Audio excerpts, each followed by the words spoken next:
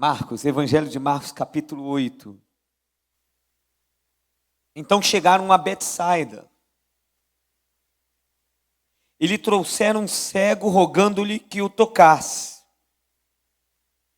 Jesus, tomando o cego pela mão, levou-o para fora da aldeia, e aplicando-lhe saliva aos olhos, e impondo-lhe as mãos, perguntou-lhe: vês alguma coisa? Este, recobrando a vista, respondeu: eu vejo os homens, porque como árvores os vejo andando. Então novamente lhe pôs as mãos nos olhos, e ele, passando a ver claramente, ficou restabelecido. E tudo, diga tudo, mais forte, tudo, distinguia de modo perfeito. E mandou-o Jesus embora para casa, recomendando-lhe: não entres na aldeia. Vamos orar ao Senhor.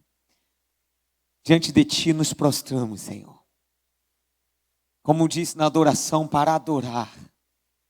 Adoramos a um Deus que não está distante. Adoramos um Deus que se faz presente. Adoramos um Deus que manifesta a sua presença. Adoramos um Deus que fala conosco. Adoramos um Deus que se importa conosco. Nós adoramos a Ti, Senhor. E cremos que a Tua palavra é suficiente para curar vidas nesta noite. Cremos que a Tua palavra pode trazer vida para pessoas aqui. Por isso nós queremos Te render glórias antecipadamente. Te glorificamos e Te agradecemos pelo que Tu já tem feito e já estás fazendo. Em nome de Jesus, amém. Tome seu assento, por favor.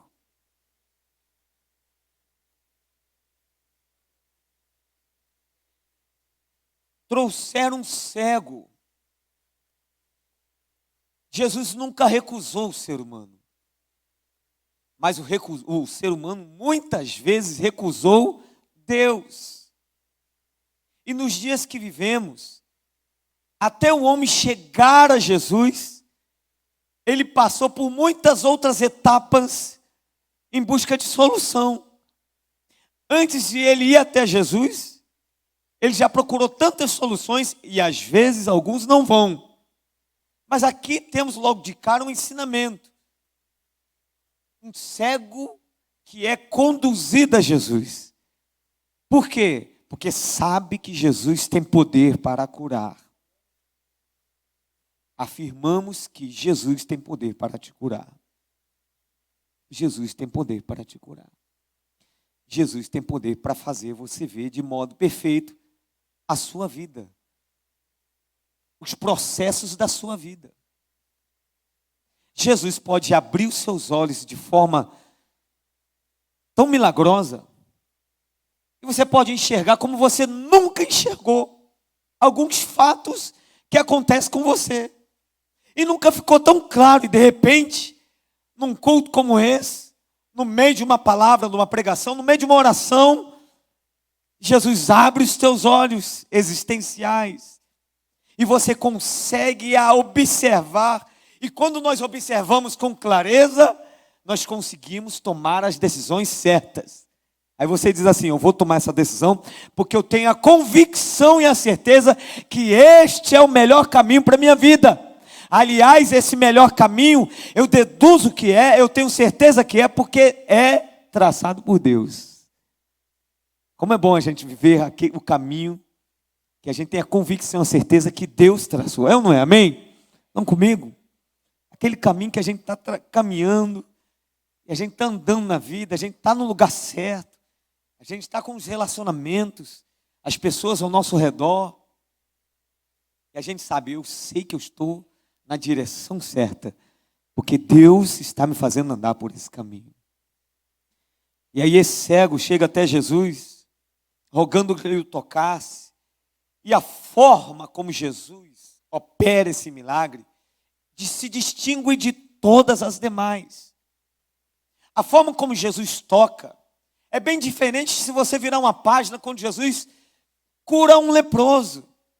Quando o leproso chega até ele, e o pastor já empregou isso aqui. Quando Jesus chega até ele e fala: Senhor, se tu puder, se tu quiseres,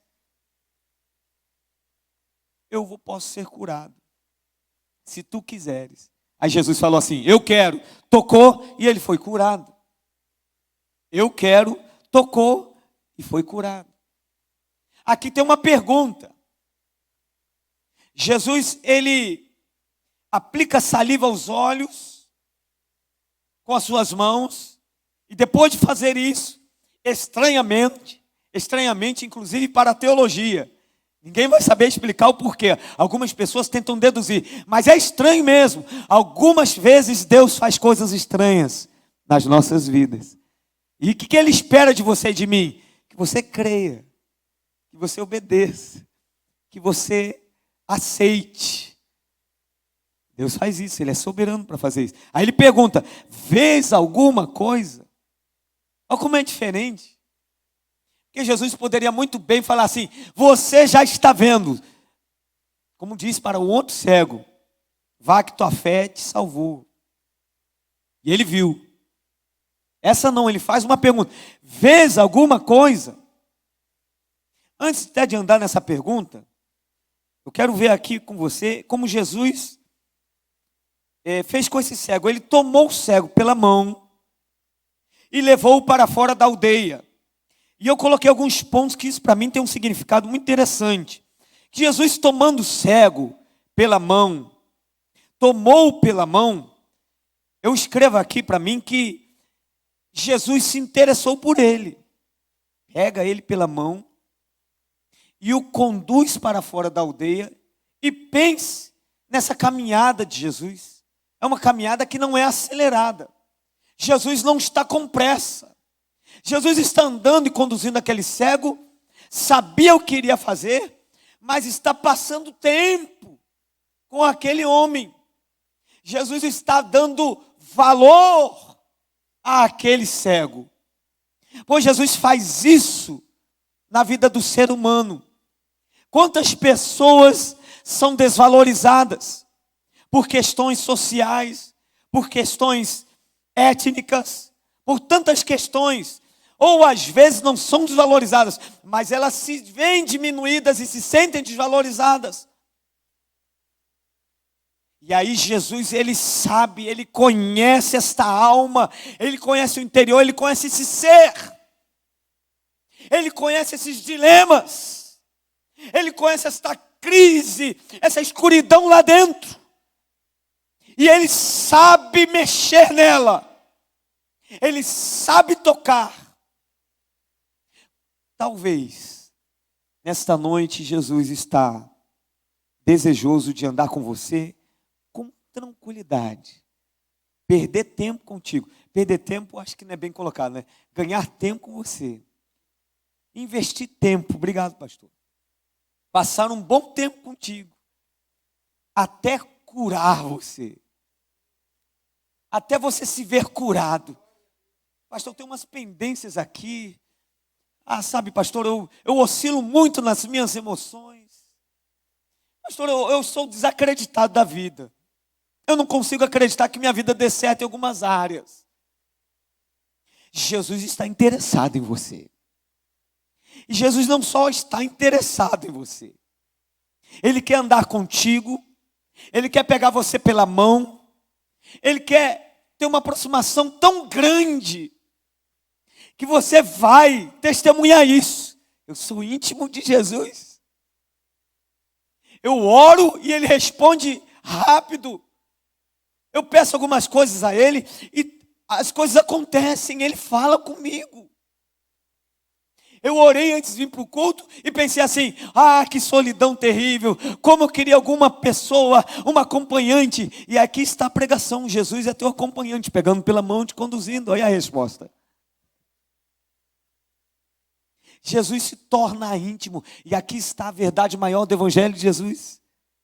É Ele se tornar íntimo da sua história de vida. É Ele se misturar tanto com você, até que você se pareça com Ele. Até que você tenha traços de Jesus. até que você corresponda a Ele, até que você reaja a nível do que Ele quer que você faça. Jesus toma pela mão, e eu entendo isso, perdeu tempo com Ele, investiu tempo com Ele, e levou-o para fora da aldeia, conduziu. Um outro entendimento aqui é que esta cura, se ele levou, demorou, ele não curou no lugar. Eu entendo que é uma cura, essa cura é um processo, não uma cura imediata. Jesus pode curar gente num só dia, amém? Num único culto, você vem nesse culto, Jesus pode te curar. Aliás, de dores, Jesus pode curar fisicamente. Estou falando muito das questões da alma aqui, mas Jesus tem poder para curar aqui coisas simples na sua vida. Simples que eu falo, que coisas, você está entendendo, do corpo humano. Uma hérnia de disco, não interessa, Jesus cura. Eu me lembro de uma vez que uma pessoa veio aqui, ela num domingo, na segunda-feira, ela iria com a irmã, junto com a irmã, acompanhar a irmã, numa consulta a um médico que tinha já dado um diagnóstico de câncer. Ela tinha um tumor, não me lembro agora exatamente aonde. Mas ele iria segunda-feira. Ela não era crente. Aí ela entrou na igreja pela primeira vez. Sentou e veio ele, irmão crente, e veio mais uma outra pessoa também cristã. E estavam em oração. Deus, tu tens poder de fazer algo. Naquele dia, naquele domingo, foi pregada uma mensagem sobre Jesus tem poder de remover pedras. Olha só. Jesus tem poder de remover pedras. O anjo removeu a pedra do lugar onde Jesus tinha ressuscitado, onde Jesus tinha sido guardado, e ressuscitou. E aí aquela pessoa veio à frente, foi orada. Irmãos, Jesus removeu a pedra naquela manhã. Ela saiu curada daqui. Mas como foi isso, pastor? Porque no outro dia, o médico pediu mais um exame. Foi fazer na semana mesmo. Quando pegou o exame, não, você não tem nada aqui. Me deu o seu outro exame. Aí comparou o outro exame. No outro exame tinha uma pedra, no outro não tinha mais pedra nenhuma, porque Jesus removeu a pedra. Você pode aplaudir o Senhor por isso? Jesus tem poder para remover pedras, para te curar. Um processo. Deixe que Jesus te conduza. É só isso. Não tente entender o processo. Às vezes, para algumas pessoas, o processo é longo, é lento. Porque Ele sabe a pérola que você é. E tem que ser trabalhada com cuidado, com carinho, com atenção, com esmero. Jesus está trabalhando na sua vida, querido. E as lutas que você está passando não são lutas para você fracassar, mas são lutas que Deus vai usar para te podar, para te fazer uma pessoa melhor. As lutas é o material que Jesus usa para curar você por dentro. Aí quando você sai da luta, aí você se vê melhor. Você se vê mais crente. Você se vê uma pessoa mais fácil de se relacionar. Mais fácil de perdoar. Mais fácil de aceitar perdão. Você sabe que isso é difícil para algumas pessoas, né? Aceitar o perdão. Aí ela faz de tudo para bloquear o caminho para o outro não vir até ele. Não, ele não pode me pedir perdão, não pode, porque eu sou crente, eu vou ter que perdoar. Eu estou com um sentimento de vingança aqui, e passa por isso. A ideia da vingança passa por não deixar que a pessoa vá até ele pedir o perdão. Não, vou fugir. Em nome de Jesus. Jesus hoje está dizendo para você, há um processo na sua vida para curar essas pendências do seu coração. Quem sabe quando terminar quando essa mensagem acabar, e esse entendimento ficar claro para você, amanhã, sexta-feira, final de semana, na sua casa vai ser diferente. Quem sabe esse final de semana, você vai ter coragem para ligar para aquela pessoa e dizer: me perdoe. Mesmo que você não tenha cometido exatamente a ofensa que ela registrou. Porque a pessoa ofendida, quando a ofensa machuca, dói, via de regra, e a gente ouve pessoas assim, ela estende mais aquela ofensa, ela amplia mais a ofensa, né? Ela consegue maximizar, agigantar aquela ofensa. Você nem fez aquilo tudo, mas aquela ferida dói tanto que ela, na dor dela, ela agiganta isso. E aí você às vezes é acusado de uma ofensa que não foi para você, na sua concepção, tão mal assim. Mas quando você está curado por dentro, você pede perdão por tudo. Hoje eu liguei para uma pessoa e pedi perdão por uma questão, ela, nossa, não sabia que... Pedi perdão por uma coisa bem simples. Rapaz, me perdoe que há 2 meses atrás eu fiquei em silêncio por uma proposta que você me fez. E eu nem disse nem sim, nem não. Eu me silenciei. E o meu silêncio não foi mal intencionado. Foi por muita coisa, lendo, fazendo, passou. Aí eu lembrei dele. E liguei para ele ontem, quero falar com você. Aí hoje pela manhã liguei, não consegui. Quando foi à tarde, liguei e falei: me perdoe, porque o meu silêncio pode ter parecido para você algo arrogante. Pode ser que criou uma barreira entre você. E eu senti isso para falar. Quando você é tratado por Deus, no seu interior, no seu coração, você tem mais facilidade de se locomover entre as pessoas, de interagir com pessoas. Você sabe que tem gente que não cresce na vida, porque ela bloqueia nos relacionamentos. Tem pessoas que já se machucaram tanto, que ela se fecha a qualquer tipo de gente que se aproxima. E aí a pessoa às vezes se aproxima bem simpática, para conversar, para dialogar. A pessoa está fechada. E Deus quer tratar isso. Porque esse não é o projeto dele para você nem para mim. O projeto dele é que andemos juntos. O projeto dele é que andemos em paz com ele e entre irmãos. Amém? Agora, a restauração da vista se deu em 2 etapas. Falamos isso no início. A primeira etapa, ele já enxergava. Ele já via. Mas via embaraçadamente. Ele não via com nitidez. Ele via, mas não via bem. Aí Jesus perguntou: e aí? Está curado? Jesus queria saber da análise dele. Por isso Jesus perguntou, acredito: como é que você está vendo? Aí ele foi bem. Olha, eu estou vendo homens tipo assim, árvores andando, umas coisas assim meio estranhas. Homem, árvore andando, árvores andando como homem. Isso aí não foi umas coisas esquisitas.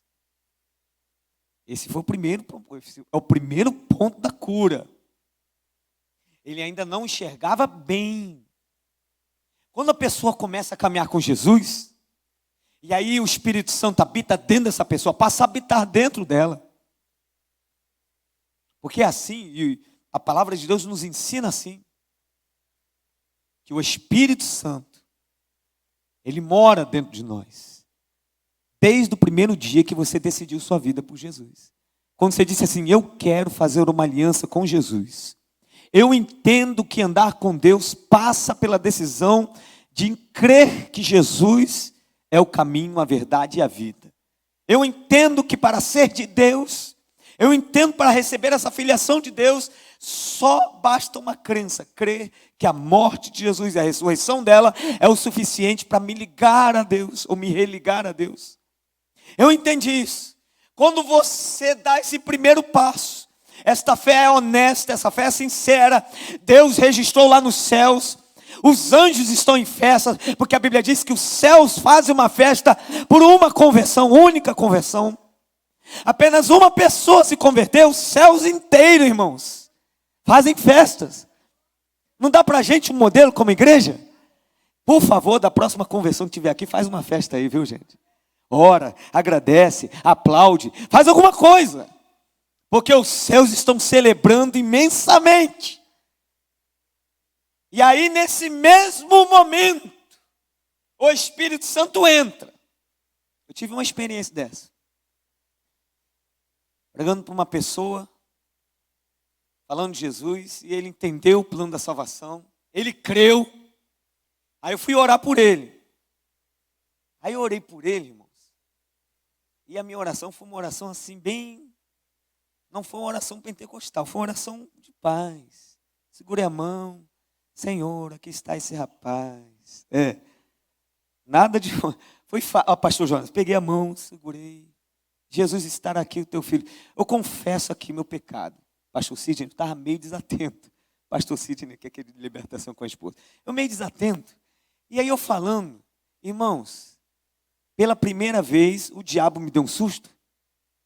Porque naquela hora eu orei assim, ó, Espírito Santo, entra na vida desse querido. Quando eu falei entra na vida desse querido, o diabo se manifestou. Na hora, pastor Marley. E o diabo se manifestou com uma gargalhada. Eu estava aqui no gabinete, entendeu? Uma gargalhada tão forte. Eu levei um susto na hora.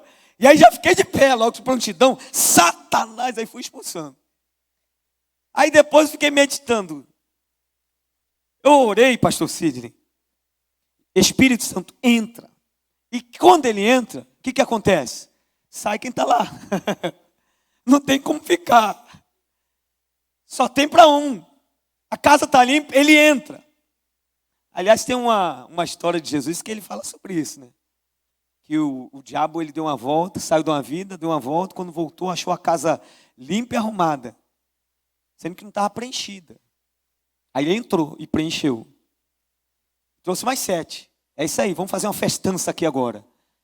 Ou seja, Deus vem, limpa a casa do camarada, limpa a vida, dá uma nova chance para ele começar tudo, um casamento, onde for. E aí ele arruma as coisas, Deus começa a arrumar. Mas a pessoa não se interessa que Jesus venha e more. Já que ele limpou, já que ele arrumou, ele agora é o dono da casa. Mora aí, Jesus, por favor. Mas ele só mora se você convidar, porque o texto diz, eu estou à porta e bato, se abrir, entrarei e farei morada. E se a pessoa não abrir, ele não entra. Aí ele arrumou, fez tudo, curou, trabalhou, e a pessoa falou, tá bom, deixa aqui do jeito que tá, deixa que eu organizo, deixa que eu governo aqui minha casa, viu? Não entra aqui não, tu pode se meter em muitas coisas aqui, tá uma bagunça já, tu já arrumou, já tá bom, tá arrumadinho. O texto diz que o diabo conhece as casas que Deus arruma e limpa e que não são preenchidas. Por favor, em nome de Jesus. A mensagem de terça-feira aqui foi interessante. O diabo enche o coração do coração que não está cheio de Deus. Se estiver cheio de Deus, ele não enche. Amém? Então, quando sua casa for limpa, quando sua casa estiver arrumada, Deus arrumou, deu assim uma geralzona, limpou tudo. Você saiu feliz, você saiu leve. Seus olhos estão brilhando de novo. Lembra da história de Jonatas? Estava no meio da guerra, todo mundo com fome. Aí ele acha mel, pega mel pela espada, bota na boca. A Bíblia diz que os olhos dele brilhou. Não é assim que acontece quando a gente acha um mel? Os olhos brilham. A gente sai feliz. A gente sai que nem um leão. Sai daqui com fé, a gente sai gigante, é ou não é? Quando já saíram aqui sentindo um gigante? Está cheio de gigante lá fora, você entrou amedrontado, triste. Aí daqui a pouco vem o pastor pregando, pulando, aquela festa que ele faz, eleva a fé. E quando você sai como? Sai um gigante. Você vai ver agora que você vai ver luta. Tu não sabe com quem você está mexendo, né? Você sai feliz. Mas mantenha esta casa cheia de Deus. Cheia de Deus. Mantenha uma vida de oração. Eu me lembro quando voltei para Jesus, e aí eu sabia que eu estava cheio de pecado, precisava ser limpo, uma geralzona de Deus. Mas não podia voltar mais. Aí eu falei, Senhor, tem que fazer uma coisa aqui, fora do normal, fora do comum. Eu fiz, irmãos. Tinha vigília, eu estava dentro. Tinha oração da sexta, estava dentro. Oração, qualquer tipo de oração estava dentro. Vamos orar aqui, as vizinhas, as adolescentes vão orar agora, de 12 anos, pré-adolescentes. Estou dentro orando. Não, agora é oração só das crianças. Não, quero orar também, que é isso? Estou dentro. Tudo que era coisa de Deus, irmãos. Não que eu não esteja, ainda estou. Amém? Mas no início, é assim que eu falo lá na classe de discipulado. Quando você começa a sua vida com Jesus, é como aqueles foguetes. Eu vi esse filme recente aí com Esquecido em Marte, acho que é isso. Quem viu esse filme aí? Alguém que viu? Muito interessante. Aí o foguete, quando vai, ele para levantar voo, ele gasta milhões de combustível ali naquela explosão, para ele sair da inércia. Então, quando você faz um pacto com Jesus, você tem que gastar combustível, irmãos. Gaste combustível, gaste oração, venha mesmo. Enquete o pastor, eu dou meu telefone mesmo, eu oro por você. Algumas dezenas de pessoas, a gente ora juntos. Pega o diácono, vem cá, eu quero uma visita na minha casa. Hoje uma pessoa falou, pastor, como que eu faço uma visita na minha casa? Aí era uma mulher, eu falei, vamos ali nas mulheres do círculo de oração. Mas gaste energia, gaste tempo. Para quê? Para a sua vida decolar. Para você ser cheio de Deus. Fecha parênteses, vamos andar aqui. Ele já enxergava, mas via não totalmente. Ele ainda não sabia distinguir o que era certo e errado. Ele não sabia ainda distinguir o que era verdadeiro e o que era falso. Às vezes, no discernimento, erramos, irmãos. O que é bom, o que é ruim. E às vezes a gente vê o que é ruim e a gente guarda no coração. Estava conversando com uma pessoa, batendo papo, e falei, olha, aquele texto de Mateus 13, a parábola de Jesus, quando ele fala que o reino dos céus é semelhante a uma rede que é jogada ao mar e traz todo tipo, toda espécie de peixe. E quando chega na praia, aí joga os peixes bons no cesto e os ruins joga fora. Aí eu falei, essa parábola tem tudo a ver com a gente. Porque a nossa vida é assim. A gente está andando e a nossa vida é uma rede que está no mar e vem toda espécie de peixe. Não tem como evitar não, irmãos. Não tem como evitar a luta. Jesus falou isso, no mundo tereis aflições. Basta estar vivo. Pastor, não quero viver uma vida mais de luta. Então vou orar agora por você e você vai morrer. Mas enquanto você está vivo, tem lutas, batalhas. Gente boa, gente ruim, gente que vai te ferir. Como é que faz? Aí esse texto ensina um princípio bem básico. Você pega os peixes, você vai para a areia. O texto diz rapidinho, Jesus é bom demais em história. E as histórias dele assim são bem facinho de aprender. Olha essa. Aí você vai para a praia, aí você pega o peixe bom, bota dentro do cesto. E os ruins, joga fora. Não guarda não, gente. Não vale a pena. Aí você vai guardando e vai acumulando. Aí você vai botando para dentro, aí sabe o que acontece? O que tinha de bom aqui dentro, o ruim vai apodrecendo. Fica um mau cheiro. Aí quando você vai tentar avaliar o que é bom e ruim aqui, não dá para saber. Aí o que você tem que fazer? Esvaziar o balde tudo de novo. Aí joga a rede de novo. E hoje Jesus está te convidando a você filtrar e tirar tudo que é peixe ruim. Deixar só os bons dentro do seu coração. Você pode aplaudir o Senhor por isso? Só peixe bom. Nada de ruim. O dia não foi bom, pastor. O dia não foi lucrativo. Não leva isso para amanhã, não. Amanhã é outro dia. Começa tudo do zerão. Zero bala. O sol nascendo. Você olha, agradece. Deus, que lindo esse sol. E por enquanto a gente está na mistura do sol com frio, né? É gostoso isso, né? Está o solzão lá e tu com frio. Então agradece a Deus por isso. Louva a Deus. Deus, obrigado. Vai ser um dia diferente. No meu comércio. Na minha vida financeira. Vai ser tudo diferente. Coisas novas estão para acontecer na sua vida, amém? Só alguns falaram, vou repetir para ver se você pega. Coisas novas estão para acontecer na sua vida. Pegou. Aleluia. Aí a segunda etapa da restauração. A segunda ele viu claramente. A segunda, o texto diz assim, ó, passou a ver claramente e ficou restabelecido e tudo distinguia de modo perfeito. Agora vê com perfeição. E eu comecei a mensagem, a aplicação final. Eu quero dizer para você, nesta noite, que Deus quer fazer você ver com perfeição a sua vida. Deus quer que você conheça esses processos, entenda. Aí você não vai murmurar mais. Aí você não vai se entristecer com facilidade. Estou triste, nada acontece de bom na minha vida. Não, você vai entender que Deus está lá, lapidando. E tem hora que o vaso quebra mesmo. E qual é a diferença? É ver em que mão você está. Porque lá em Jeremias diz que o vaso quebrou aonde? Na mão do oleiro. Se quebrou na mão do oleiro, garantia. Você tem uma garantia para o resto da vida. Quebrou, está na mão de Deus, fechado. Sabe aquele seguro que você bateu? Está cobrindo mesmo. Bem que mandou de cabeça o processo todo. Mas está garantido lá. Aí o que ele faz? Ele junta os caquinhos. Aí ele começa a refazer. E como Deus gosta, irmãos, de trabalhar. Eu acho que a melhor imagem de Deus na Bíblia é como oleiro. Não, pai é perfeito, amém? Todos concordam comigo? A imagem de Deus como pai é perfeito. Você sentir Deus um paizão, hein? Se acordar assim, aí você fala, Deus, você é meu pai, hein? Dono do universo. Como é que tá as coisas em cima aí? No universo? É o meu pai. Nesse filme do Marte, eu olhando, falei, meu pai criou essas coisas todas. Acharam um planeta agora que parece com a Terra. Até descobrimos que não é inabitável, porque a Bíblia fala que Ele criou a Terra. Né? Salmos 24. Do Senhor é a Terra e tudo que nela, e toda a sua plenitude. Então meu pai criou essa coisa, ó. Um dia eu estava numa empresa, passando, não me lembro qual foi. Aí passei por uma pessoa que estava trabalhando na limpeza. Aí para ganhar uma ponte de evangelização, aí eu parei, cara, você limpa muito bem, hein? Aí ela, né, deu um sorriso, poxa, obrigado. Olha, o meu pai trabalha nisso aí. Meu pai trabalha na limpeza. Meu pai trabalha na limpeza? É, meu pai trabalha. Ele dá um duro, mas ele deixa limpo, brilhando. É mesmo? É, meu pai é Deus. Ele limpa os corações, ele purifica, ele depura, ele deixa limpo, brilhando.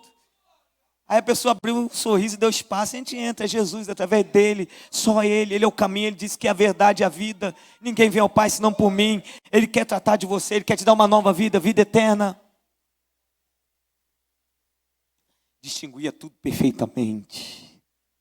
Hoje Deus tem uma palavra para as nossas vidas. Ele quer que você veja com perfeição. Jeremias, o que vê, Jeremias? Eu vejo, Deus. O que eu estou vendo aqui, estou vendo 2 vezes Deus perguntou. E 2 vezes Jeremias respondeu. O que você está vendo? É tão bom quando a gente entende os processos de Deus nas nossas vidas. Entende o porquê da minha existência. Por que eu existo? Qual o propósito da minha existência? Não estou passando aqui os anos, não, irmãos. Foi tão bom aqui ouvir aqui do pastor Marlon hoje de manhã. Me permite falar? Vou falar, pastor. Já falei, pronto. Quando ele falou assim, que vontade de pastorear mais. Pode falar a idade, pastor? 75 anos. Eu falei, glória a Deus. Glória a Deus. Você se vê útil na vida. Você não é alguém que está descartado, não. Há um propósito para a sua existência. Se você está vivo, há um propósito de Deus bem definido, bem escrito por Deus, planos para chegar a um propósito maior. E esses planos, Ele quer que você ande com Ele, em parceria com Ele. Só funciona se você estiver em parceria com Ele. Mas para você estar em parceria com Ele, você precisa entender, você precisa aceitar. Às vezes não vai entender, mas vai aceitar, porque você vai estar vendo o seu Criador, o seu Deus, Jesus, contigo, passando pela fornalha. Aí você se sente seguro. Deus, não estou entendendo, mas tu está aqui comigo. Não sei nem onde vou chegar, mas tu está comigo. Acabou. Isso é o suficiente. Que paz é, irmãos. Como é bom quando você acorda e fala, Deus está aqui. O Senhor está comigo. Eu não fico inseguro, tremendo, meu Deus, o que vai acontecer na minha vida? Não, não há insegurança. Essa é uma das convicções que tem que estar mais sólida, mais solidificada dentro de você. A convicção de que você pertence a Jesus, de que você é de Deus e Ele anda com você. É a melhor e maior convicção. Por quê? Porque a partir desta convicção, você consegue vencer as aflições da vida. Aí você consegue ver claramente.